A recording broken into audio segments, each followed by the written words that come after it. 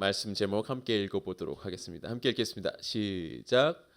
오래된 병자를 위하여. 네, 여러분 첫째 시간에는 우리 혼인잔치를 위하여 우리 함께 나누고, 두 번째 시간에는 신하의 아들을 위하여, 그리고 오늘은 우리 오래된 병자를 위하여 우리 함께 말씀을 나누게 됩니다. 이 사순절 기간을 통해 우리의 신앙 고백이 달라질 수 있기를 원합니다. 그리하였을 때 그 신앙 고백 위에 주님께서 놀라운 것들을 채워주시고 세워주실 것입니다. 우리의 신앙이 변화되는 귀한 사순절 기간 될 수 있기를 간절히 소망합니다. 오늘 예배 순서 맡은 사람들이 보니까 이렇게 가운을 입었어요. 어떤 의미일까요? 성가대가 가운 입는 거 여러분 본 적 있어요? 어떤 영화에 보니까 막 그 가운을 벗어 던지면서 막 춤을 추던데, 여러분 우리가 그렇게 가운을 입는 이유는 우리의 어떤 개인의 모양으로가 아니라 대표한다는 의미가 되겠습니다. 나 개인의 어떤 모습, 나의 개성, 그리고 어떤 나의 패션이 아니라 감추는 거예요. 나는 감추어지고 우리 공동체가 드러나는 것, 그래서 입는 것이 예배 가운이 되겠습니다. 여러분 괜찮죠? 예, 잘 골랐죠? 그렇죠. 우리 잘 예배가 하나님께 더 아름답게 드려질 수 있기를 소망합니다. 여러분 질문 중에 성경 필사 왜 하나요? 이 질문이 있었어요. 여러분 누군지는 내가 말하지 않겠습니다. 예, 여러분 그렇죠? 성경 필사 여러분 왜 하는 것 같습니까? 여러분 이 사순절 기간과 연결이 되는 거예요. 그렇죠? 사순절 기간은 40일 동안의 기간이지 않습니까? 부활절을 우리가 뒤로 세워가지고 주일을 뺀 나머지 40일을 사순절이라고 합니다. 금욕 생활을 하는 것이 전통이에요. 그리고 여러 가지 절제하는 생활을 하는 것이 전통입니다. 그런데 우리가 그 중에 한 가지 방법으로 필사를 하자는 거예요. 여러분 성경과 가깝습니까? 아니면은 가깝지 않습니까? 가깝다고 말하는 사람은 가깝지 않은 거예요. 왜 그러냐면 가까운 사람은 가깝지 않다고 대답을 하기 때문이죠. 여러분 이해되셨습니까? 여러분 그렇죠? 우리가 말씀과 조금 더 가까워지기 위해서 성경 필사를 하고 있습니다. 그리고 이 성경 필사를 하면은 여러분 놀라운 상품이 기다리고 있을 겁니다. 예, 그렇죠, 맞죠? 여러분 우리 잘 동참해 줄 수 있었으면 좋겠습니다. 여러분 성경을 쓰는 게 중요한 것보다도 이 말씀과 가까워지는 게 중요합니다. 그래서 하루 아침에 다 쓰고 나서 이제 다 했다가 아니라 우리 매일매일 이렇게 말씀과 가까워질 수 있었으면 좋겠습니다. 그렇게 하시겠죠? 우리 선생님들 아이들을 잘 이렇게 감시해 주시고 이 지도 편달해 주시기를 원합니다. 네, 이제 말씀 우리 함께 나누도록 하겠습니다. 여러분 누구 타인을 위해서 공간을 내어주는 경험이 있습니까? 나의 공간을 타인을 위해서 이렇게 내어주는 거죠. 가령 예를 들면 친구가 잘 데가 없다는 거예요. 그러면은 우리 집에서 자고 싶다는 거예요. 그럼 여러분 그렇게 할 수 있을까요? 여러분은 오케이 하겠지만 여러분의 부모님들은 좋아하지 않을 겁니다. 그렇죠?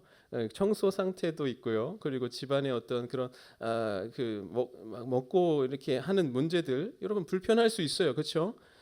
이 누군가에게 공간을 내어준다는 것은 그만큼 나 자신의 자유를 제한하는 것이 되기 때문입니다. 그렇습니다. 여러분 우리가 한 공간을 공유한다는 것은 서로를 배려한다는 것입니다. 여러분 기숙사 생활 해봤습니까?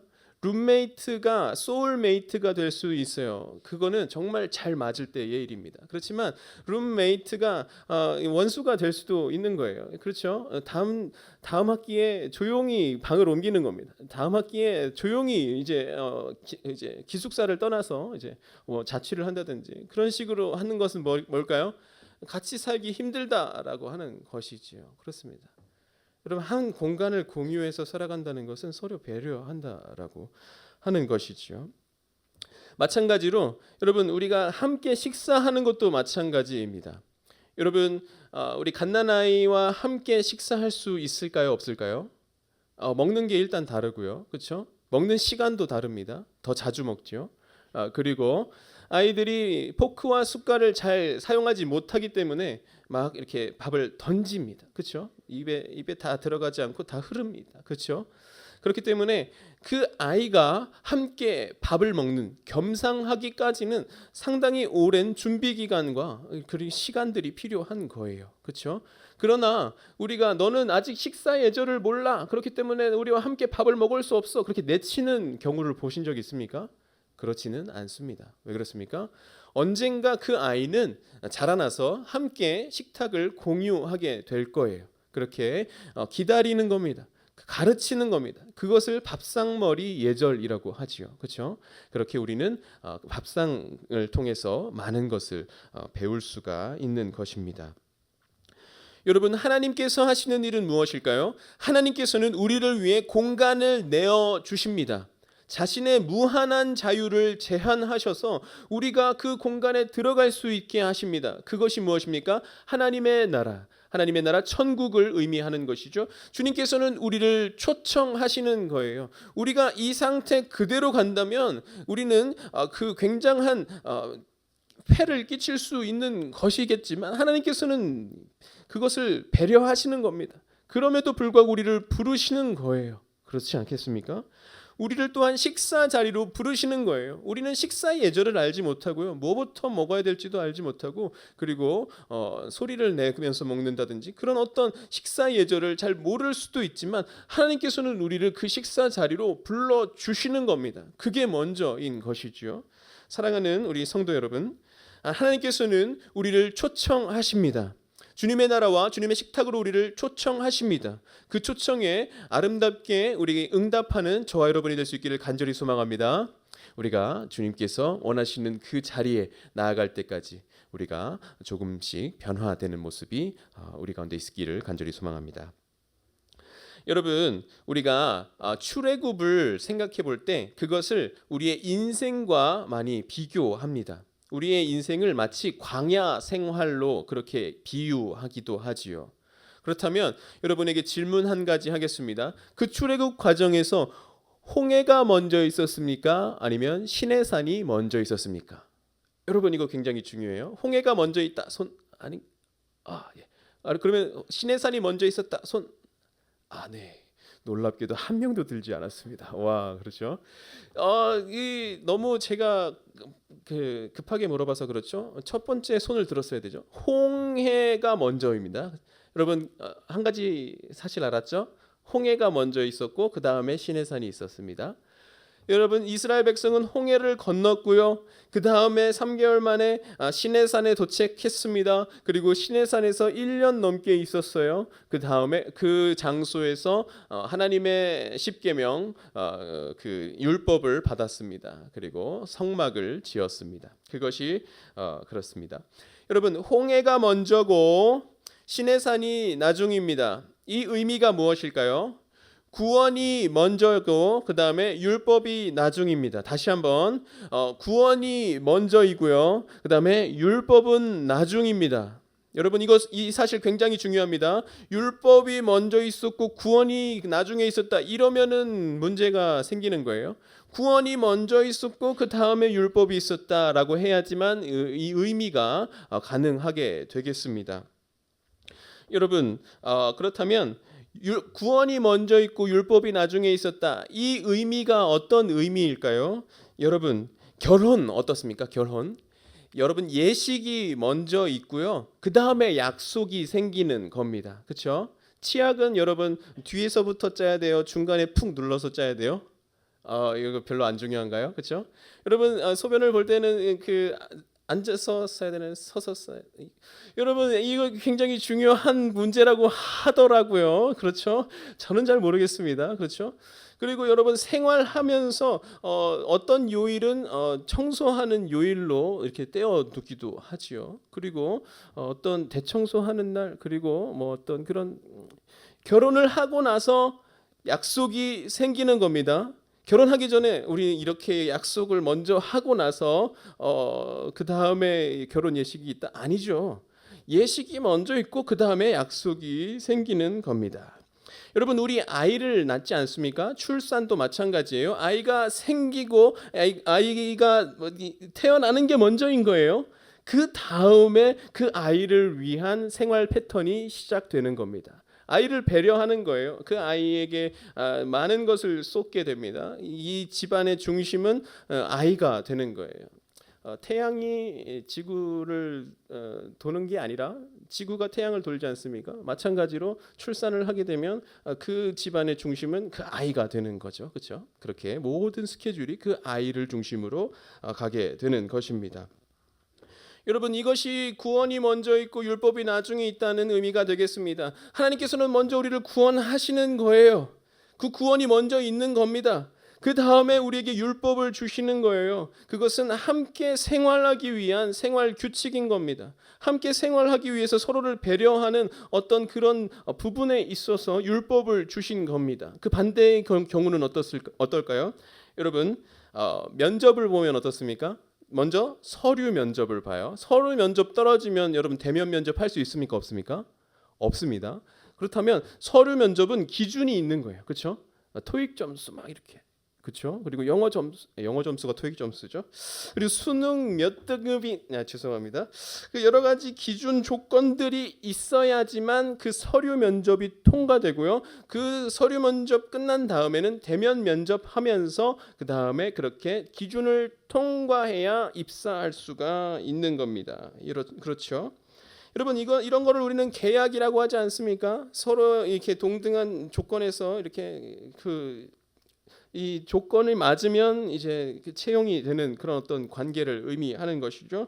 여러분, 율법이 먼저 있고 구원이 나중에 있다면 그런 의미인 거예요. 우리가 그 율법을 다 지켰기 때문에 하나도 어기지 않았기 때문에 하나님께서 우리를 구원하시는가? 그렇지 않다는 겁니다. 여러분, 홍해가 먼저입니까? 시내산이 먼저입니까? 홍해가 먼저입니다. 이스라엘 백성은 그 홍해를 건너간 거예요. 그러나 이집트 사람들은 그 홍해를 건너지 못하고 모두 수장되는 것을 볼 수가 있습니다. 우리는 주님께서 먼저 구원하신 백성이라는 거예요. 여러분, 시내산이 먼저 있었다면 우리는 그 율법 다 지켰기 때문에 우리가 홍해를 건넜다, 그렇게 이야기하는 것이죠. 그렇지 않습니다. 여러분, 우리는 죄인된 상태에서 구원을 받은 거예요. 그것이 먼저입니다. 여러분, 기억할 수 있기를 원합니다. 하나님의 율법은 여러분에게 짐이 되지 않습니다. 하나님은 여러분을 율법을 통해서 우리를 부르시는 것입니다. 자기의 식탁으로, 자기의 집으로 우리를 부르시는 사건입니다. 여러분, 율법을 귀히 여길 수 있기를 간절히 소망합니다. 그 오해를 벗어버리시기를 간절히 소망합니다. 오늘 말씀 마지막에 보니까 이 날은 안식일이니라고 되어 있습니다. 이게 문제가 될까요? 이 38년 된 병자를 고친 그 날이 안식일이니라고 하는 이 구절이 여러분 그 당시에 문제가 되었겠는가라는 겁니다. 여러분, 바리새인들의 율법 활용은 어떠했는지 우리 한번 알아볼 수 있어야겠죠. 그렇기 때문에 안식일이라고 하는 이것이 나타나고 있습니다. 여러분, 칼이 들려져 있습니다. 이 칼은 여러분 좋은 것입니까? 나쁜 것입니까? 질문이 잘못됐습니다. 누구의 손에 들려져 있느냐가 중요한 것이죠. 여러분, 강도의 손에 칼이 들려져 있습니다. 그 칼은 좋을 수 있습니까? 나쁩니까? 좋을 수가 없겠죠. 그렇죠? 대부분 그렇습니다. 여러분, 그렇다면 의사의 손에 칼이 들려져 있습니다. 이것은 좋습니까? 나쁩니까? 이거는 좋은 일에 쓰일 겁니다. 아닌 경우도 아무튼 그런 생각하지 마시고, 의사의 손에 들려져 있는 칼은 수술하는데, 사람을 살리는데 사용하는 것이죠. 여러분, 바리새인들이 율법을 어떻게 활용했는가 생각해 봤을 때 예수님께서는 그것이 옳지 않다라고 말씀하시는 거예요. 여러분, 바리새인 칭찬을 좀 하겠습니다. 그들은 애국자예요. 애국자. 나라를 사랑하는 겁니다. 이 나라가 어떻게 다시 회복할 수 있겠는가? 여러 가지 사람들이 있었어요. 그 당시에 열심당원이라고 하는 셀롯인 질럿 아시나요? 여러분은 모를 수 있어요. 스타크래프트 모를 수 있어요. 질럿, 이것이 바로 셀롯 같은 단어죠. 젤러스 무슨 뜻이에요? 질투하다 이런 거죠. 아무튼 그런 거죠. 질투하다. 여기서 나온 게 젤러스인데 이게 셀롯인 것이죠. 열심당원, 이 사람들이 하는 방법이 뭐죠? 칼을 차고 다니는 거예요. 그러면서 세리나든지 로마인들을 그렇게 암살하거나 그렇게 의열단 그런 의미 되는 것이죠. 나라의 회복을 위해서 칼을 차고 다니는 사람, 셀롯인 열심당원인 것이죠. 그들의 방법입니다. 사두개인들, 사독의 자녀들이 사두개인이거든요. 그러니까 제사장이란 뜻이겠죠. 이 사람들이 나라 회복을 위해서 한 일은 무엇일까요? 성전에서 제사 드리는 겁니다. 그들은 현실적인 사람들이에요. 그래서 내세를 바라보지 않고 현실적으로 성전에서 예배 드리면 나라가 구원받을 것이다 라고 그렇게 생각하는 사람들, 자기의 일에 몰두한 사람들, 사두개인들 되겠습니다. 여러분, 에세네파라고 하는 사람들이 있었습니다. 세례 요한이 이 에세네파였는데요. 이들이 한 방법은 무엇일까요? 마지막인데 이 사람들은 광야로 나갔다는 거예요. 그 다음에 거기에서 금욕적인 경건 생활을 했다는 겁니다. 그랬을 때에 하나님께서 놀랍게 역사하실 것이다. 회개하였을 때에 하나님의 나라가 도래할 것이다. 그렇게 이야기했던 사람들이 바로 에세네파 사람들이에요. 그런데 바리새인들은 어떻게 이스라엘 나라의 구원을 기다렸을까요? 그들은 율법을 지키면 하나님께서 구원해 주실 것이다라고 생각을 했습니다. 그래서 성경에 나오는 모든 율법을 613가지로 그렇게 나누었다는 겁니다. 365개는 부정명령, 하지 말아라, 부정명령이고요. 248개는 긍정명령, 이거 해라라고 하는 것이죠. 이것을 다 지켰다는 겁니다. 613가지 조목조목 지켰을 때 하나님께서 이 나라에 회복을 주실 것이다. 누굽니까? 바리새인들이라 하는 거예요. 여러분, 그러니까 예수님은 이 바리새인의 방법이 옳았다고 말씀하십니까? 옳지 않았다고 말씀하십니까? 옳지 않았다라고 하는 겁니다. 그들을 어떻게 표현하느냐? 너희는 회칠한 무덤이다라고 하는 거예요. 회를 칠했다, 시멘트로 칠했다, 아름답게 벽을 칠했다는 뜻이죠. 근데 그 안에 뭐가 들어있어요? 시체가 들어있어요. 회칠한 무덤. 너희는 겉으로 보기에는 너무 아름답지만 그 안에는 아무것도 안 들어있다라는 겁니다. 율법으로 구원을 얻을 백성 한 사람도 없는데 그렇게 코스프레하고 있는 거예요. 그러면서 자신은 의롭다라고 하는 겁니다. 자기도 천국에 못 들어가고 남도 못 들어가게 하는 자들 누구인가? 바로 바리새인이다라고 말하는 겁니다. 여러분, 안식일은 어디에 있는 계명일까요? 십계명에 있는 계명입니다. 십계명의 몇 번째 계명일까요? 10월 달을 기다려지게 하네요. 성경 퀴즈 대회가 있는 그런 달이겠죠. 아무튼 이 안식일은 사계명입니다. 여러분, 그러면은 안식일 계명은 부정명령일까요? 긍정명령일까요? 긍정명령. 좋습니다. 맞습니다. 안식일을 기억하여 거룩하게 지키라. 긍정명령이 맞습니다. 그런데 바리새인들은 긍정명령으로 지켰을까요? 부정명령으로 지켰을까요? 부정명령으로 지켰다는 겁니다. 안식일은 일하지 마입니다. 안식일은 아무것도 하지 마인 것이죠. 여러분, 이게 없는 게 아니에요. 성경에 없는 게 아니에요. 그렇지만 그 의도가 잘못되었습니다. 일하지 말라고 하는 것은 그 마음을 뺏기지 말고 오로지 하나님만 기억하라라고 하는 의도거든요. 그런데 그들은 그 일하지 말라에 초점을 맞춰가지고 그 안식일 계명을 긍정명령에서 부정명령으로 바꿔버립니다. 그렇게 이렇게 안식일 계명을 이렇게 잘못 해석해서 하나님을 기억하게 하는 것이 그날의 의미인데 일하지 말라라고 그렇게 말하고 있는 것이죠. 38년 된 병자를 고치는 일, 이것은 안식일을 거룩하게 지키는 일입니까? 아닙니까? 이것은 분명히 창조주를 기억하게 하는 것이죠. 구원자를 기억하게 하는 일이 분명합니다. 그러나 바리새인들은 이 일로 말미암아 예수님을 고발하고요. 결국에는 십자가에까지 이르게 되는 것입니다. 사랑하는 성도 여러분, 율법을 오해하지 않게 되기를 소망합니다. 율법은 하나님께서 구원 후에 주신 선물입니다. 우리와 함께 하시기 위해서 서로 배려할 수 있도록 주신 율법인 것이죠. 생활 규칙입니다. 그 율법을 여러분 사모할 수 있게 되기를 소망합니다. 하나님과의 더 깊은 관계가 이 율법을 통해 가능한 것이죠. 마치 연인들이 점점 약속이 생겨나는 것입니다. 왜 고개를 숙이고 부끄러워하는지 모르겠지만 연인들이 서로 오래되면 이렇게 약속이 생겨나는 것이죠. 말하지 않아도 알아요. 이거는 물론 아니겠지만, 그렇죠? 그 수준까지는 원하지 않지만 하나님과 그렇게 깊은 교제로 나갈 수 있기를 원합니다. 율법을 통하여서 하나님과의 아름다운 교제 나눌 수 있게 되기를 원합니다.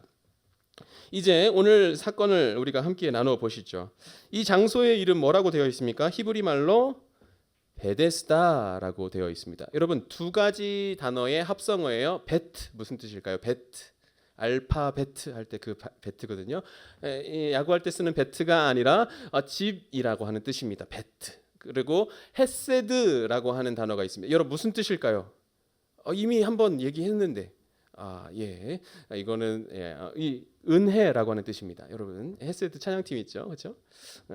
카리스 찬양팀도 있는데 둘 다 은혜란 뜻입니다. 여러분 알겠습니까? 베트 헤세드 이거를 합치면 어떻게 돼요? 베데스다가 되는 거예요. 베트 헤세다가 해서 베데스다. 여러분 그러면은 이 베데스다의 뜻이 뭘까요? 은혜의 집 맞습니다. 은혜의 집입니다. 여러분 그런데요, 이 베데스다 이름과 이 장소가 어울린다고 생각하십니까?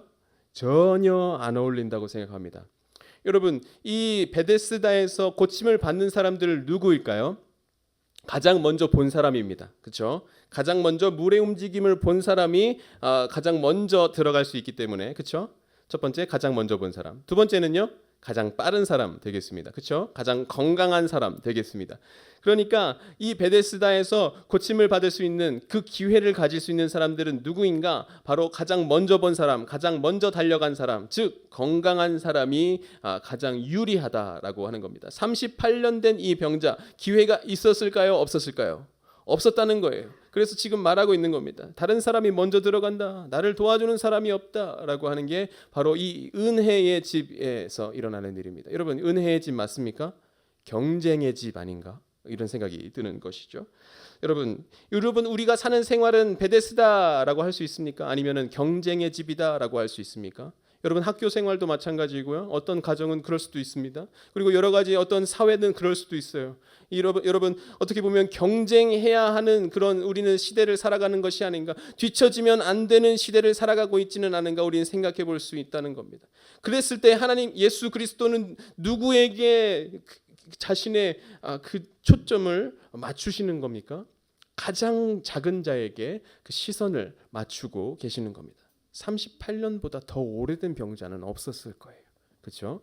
그 베데스다 경쟁의 집, 은혜의 집이 아닌 경쟁의 집에서 예수님은 지극히 작은 자 한 사람을 보셨다라는 겁니다.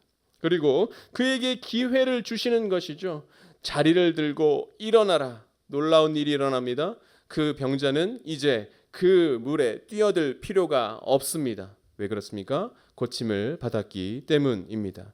사랑하는 성도 여러분, 우리는 어떻게 보면 세상을 살아갈 때 경쟁의 집에서 살아가는 것 같습니다. 경쟁의 사회를 살아가는 것 같습니다. 그러나 하나님께서는 우리를 경쟁의 대상으로 생각하지 않으십니다. 우리를 경쟁하라고 말씀하지 않으십니다. 여러분 경쟁은 우리의 방향을 잃어버리게 하는 거예요. 속도만을 생각하고 방향을 보지 못하게 하는 것이 바로 경쟁입니다. 여러분 우리는 경쟁의 집에서도 방향을 바라볼 수 있기를 간절히 소망합니다. 올바른 방향으로 주님께서 우리를 인도하시고 또한 그에 맞는 방법으로 또한 그러한 맞는 속도로 우리 나아갈 수 있는 저와 여러분이 될 수 있기를 간절히 소망합니다. 여러분 이 병자에게 예수님께서 어떻게 하셨죠? 처음에는 고치셨습니다. 건져내셨다는 얘기죠. 그 다음에 주신 말씀은 뭘까요? 이 말씀을 주셨습니다. 여러분 우리가 읽지는 않았지만 14절의 후반부에 보면 이렇게 기록이 되어 있어요. 보라 내가 나았으니 더 심한 것이 생기지 않게 다시는 죄를 범하지 말라라고 그렇게 말씀하십니다. 즉 먼저 고쳐주시고 죄를 범하지 말라라고 그렇게 명령을 하십니다. 그렇죠? 여러분 그랬을 때에 이 병자는 그렇게 했을까요? 더 심한 것이 생기지 않게 죄를 범하지 않았을까요? 그렇지 않았습니다. 바로 예수님을 고발했습니다. 나를 고쳐주신 분이 누군지 몰랐는데 그래서 내가 피해를 받게 생겼는데 이제는 누군지 알았기 때문에 나에게 있는 그 모든 그 불법을 이제 떨어내기 위해서 책임을 회피하기 위해서 이제 바리새인들에게 말하는 것이죠. 이거는 내가 잘못한 게 아니라 예수님이 나를 고쳐주셔서 이렇게 된 거예요라고 그렇게 고발을 하게 되는 것이죠. 여러분 오늘 말씀의 제목이 무엇이었습니까? 오래된 병자를 위하여라고 그렇게 기록이 되어 우리가 함께 나누고 있습니다. 여러분 38년 된 병자보다 더 오래된 병자가 있습니다. 누구입니까? 바로 바리새인들입니다.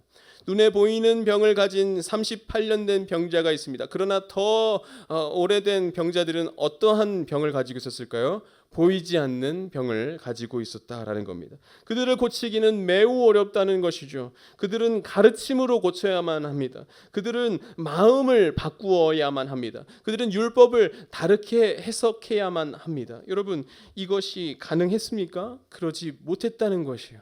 그래서 예수님은 결국 십자가에서 피를 흘리게 되시는 겁니다. 예수님께서 십자가에 달리신 그 이유가 무엇인가? 안식일을 범했다. 그리고 자기를 하나님과 동등되게 여겼다라고 그렇게 예수님을 고발하는 한 가지 그런 죄목이 된 것이죠. 여러분, 그럼에도 불구하고 예수님은 그 십자가에서 내려오지 않으시고 끝까지 숨이 닿으실 때까지 그 모든 그 죄의 값을 지불하시는 것을 볼 수가 있습니다. 우리를 고치시기 위함입니다. 여러분, 우리에게 율법을 주시는 이유는 무엇일까요? 우리를 초대하시기 위함입니다. 여러분에게 짐을 지우기 위해서 율법을 주신 것이 아닙니다. 여러분이 율법을 다 지켜야만 그래야지만 구원을 받는 것이 아닙니다. 구원이 먼저입니다. 치유가 먼저입니다. 믿음이 먼저입니다. 그 이후에 우리에게 율법을 주신 것은 함께 살아가자라는 겁니다. 함께 걸어가자라는 겁니다. 함께 동행하자라고 하는 것이죠. 그 동행하기 위해서 최소한의 배려가 필요하지 않습니까? 너는 내게 부르짖으라. 내가 내게 응답하겠고 내가 알지 못하는 크고 은밀한 일을 내게 보이리라. 기도하라고 하는 그 이유가 무엇일까요? 함께 걸어가기 위함입니다. 주님께서 우리에게 말씀을 주시는 것은 우리를 초청하기 위함입니다. 우리를 위해 공간을 내어주시기 위해 우리에게 율법을 주십니다. 그리고 또한 우리와 함께 살아가시기 위해 우리에게 율법을 주십니다. 한 가지 여러분 율법을 지키면 좋은 점을 말씀드리겠습니다. 하나님의 나라에서도 쓸 수 있는 근육입니다. 제가 군대를 다녀왔어요. 여러분 놀랍죠? 근데 이런 생각을 했습니다. 제대 후에도 할 일을 하겠다. 이 2년 저는 2년이었어요. 2년이라는 시간 동안 이 2년 안에만 해당하는 내용이다 하지 않겠다.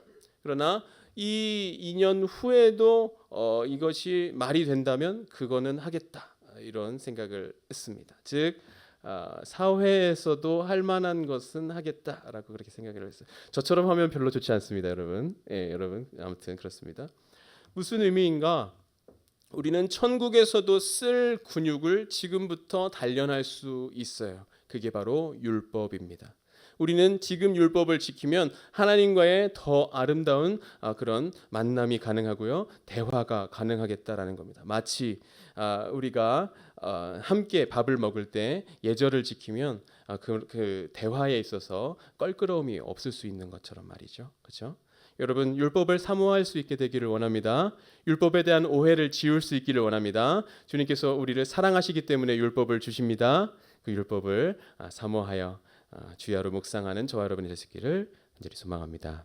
기도하겠습니다.